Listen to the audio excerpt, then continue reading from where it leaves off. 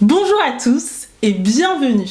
Je m'appelle Grace Malanda, je suis la fondatrice de Elle se lance, l'école dédiée à l'entrepreneuriat féminin et au digital. Si vous souhaitez créer, lancer et développer votre business, vous êtes au bon endroit.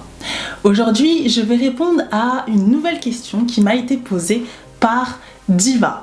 Diva est une entrepreneuse qui est dans le domaine de l'accompagnement pour entrepreneurs et qui souhaiterait avoir des informations sur le profilage de sa cible.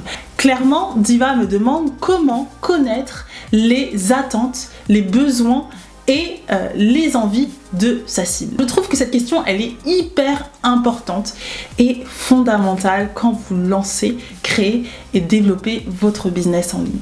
Tout simplement parce qu'il est très important d'avoir en tête 3 types d'informations sur sa cible. Les premières informations, ce sont des informations socio-démographiques, à savoir l'âge, le sexe, la ville où les personnes habitent et tout simplement leurs revenus, leur catégorie socio-professionnelle. L'idée, c'est juste simplement d'avoir des informations qui soient factuelles et qui nous permettent finalement de poser les bases, ok ? Ces informations sont hyper intéressantes parce que c'est des informations qui sont simples à avoir. Disons que si vous êtes sur les réseaux sociaux, par exemple, toutes ces informations-là, les informations de l'ordre socio-démographique, ce sont des informations que vous retrouvez facilement sur votre page. Donc vous pouvez savoir qui suit votre page, la tranche d'âge, le sexe, où il se situe, etc. Donc les informations socio-démographiques sont des informations qui posent le cadre et qui vous permettent finalement de mieux connaître votre cible dans les grandes lignes. La deuxième information qui est fondamentale, notamment quand vous êtes entrepreneur, c'est les informations psychographiques. Rassurez-vous, c'est très simple. Ce sont leur opinion, leurs valeurs, leur centre d'intérêt et leur personnalité. Et donc clairement, ce sont des informations qualitatives que vous allez avoir un peu plus difficilement, mais que vous pouvez retrouver à travers l'observation. Tout simplement, quand vous avez des rendez-vous clients, essayez de mieux comprendre les attentes, les besoins et toutes ces informations liées à votre client.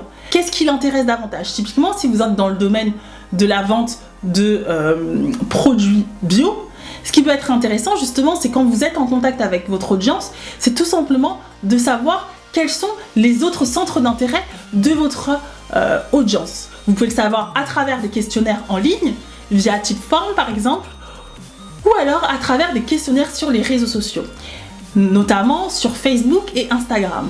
Je trouve que c'est hyper intéressant, hyper ludique pour pouvoir aller chercher des informations qualitatives sur son audience, à savoir qu'est-ce que vous aimez de manière générale, quels sont les médias, les blogs que vous lisez, que vous suivez, quelles sont leurs personnalités finalement, quels sont leurs traits de caractère. Est-ce que c'est des personnes qui sont tout simplement challengeuses ? Est-ce que c'est des personnes qui sont timides ? Est-ce que c'est des personnes qui sont ouvertes sur le monde ? Est-ce que c'est des personnes qui sont curieuses ? Voilà, tous ces petits traits de caractère, vous allez tout simplement avoir des informations en allant observer votre audience à travers les réseaux sociaux, à travers des questionnaires, à travers des feedbacks. N'oubliez pas, c'est hyper important de demander des feedbacks. Moi, je sais que à chaque fois, je mets en place des feedbacks dans ma communication avec mon audience pour mieux connaître finalement leurs attentes, leurs problématiques et pour proposer quelque chose de beaucoup plus qualitatif. C'est hyper simple. Quand vous réalisez un événement, quand vous vendez un produit ou un service, vous leur envoyez un email une semaine plus tard ou un mois plus tard en leur demandant clairement est-ce que cela a répondu à leurs attentes, qu'est-ce qui serait intéressant d'améliorer et comment on peut travailler une nouvelle fois ensemble. Donc ces informations sont des informations qui sont hyper importantes et qui vous permettent finalement de nourrir votre profilage client. Troisième information, le troisième type d'information qui pour moi est fondamental, c'est les informations qui sont de l'ordre comportemental. En gros, c'est le comportement d'achat, comment les personnes naviguent sur votre site, sur votre e-shop, quelles sont les pages de votre site les plus visitées, quels sont les sujets qui les intéressent. Et tout ça, vous allez pouvoir avoir ces informations à travers votre site internet. Vous avez une partie analytique. Et l'idée, c'est justement d'aller analyser ces résultats pour pouvoir faire émerger des tendances, pour vous permettre de mieux connaître votre audience. Savoir quels sont, par exemple, les objets qu'ils aiment acheter en parallèle des objets qu'ils achètent au sein de votre e-shop, par exemple. Est-ce que ce sont des clients réguliers? Quel est leur panier d'achat? Est-ce que c'est des personnes qui viennent sur votre site pour la première fois?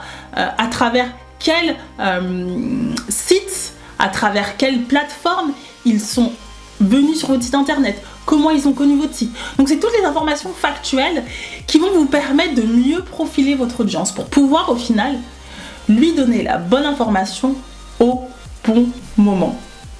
Voilà, j'espère que j'ai répondu à ta question. Si vous avez d'autres questions sur ce sujet, posez votre question en commentaire, je me ferai un plaisir d'y répondre. En attendant, je vous souhaite une excellente journée et je vous dis à très bientôt pour de nouvelles vidéos.